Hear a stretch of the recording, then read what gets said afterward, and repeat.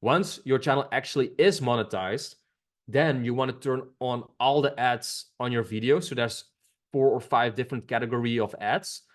There is, and the most important one being the mid-roll ads. Those make you the most money. You also have the bumper ads, which are ads around your video on YouTube that basically don't interrupt the video. But then the most important ads that make you the most money, that give you the highest RPM, are mid-roll ads. Your video needs to be 8 minutes or longer if you want to put mid-roll ads in your videos. And let's say you have 10 videos on your channel and you get accepted into the YouTube Partner Program.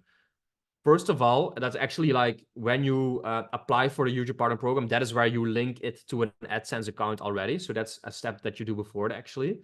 Once you get accepted and you can enter into the YouTube Partner Program, you can first of all turn on all the ads on all your videos. And what you then have to do is manually, for every single video that you have on your channel, go to the video analytics and revenue section and the earn section, where you can then decide where you want to put the mid-roll ads on your videos. So the best strategy for the highest RPM that I would recommend you do, it's your own choice, of course, but this has been tested by a lot of big YouTube guys too, which gives you the most money and doesn't decrease your RPM or your view duration, I mean, is put your first ad at the start of the video, so 0,000, and then put another mid-roll ad after every 90 seconds, so 90 seconds throughout the whole video, and then save it. And that is how I would put the ads on all your videos.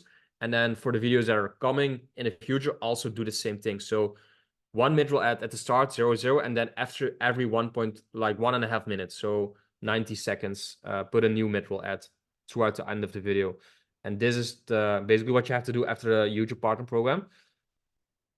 What you can also do is make a channel membership section where people can pay you like $1, $2, $3 to be a member of your channel to get more information quicker or earlier. Not a lot of people will do this, but it can earn you some extra money. You can also make a merch tab with Spring. So that's a print-on-demand store. So let's say your channel is about space. You can make like hats with your channel's name or with a space shuttle or a rocket on it, or t-shirts with a space rocket on it.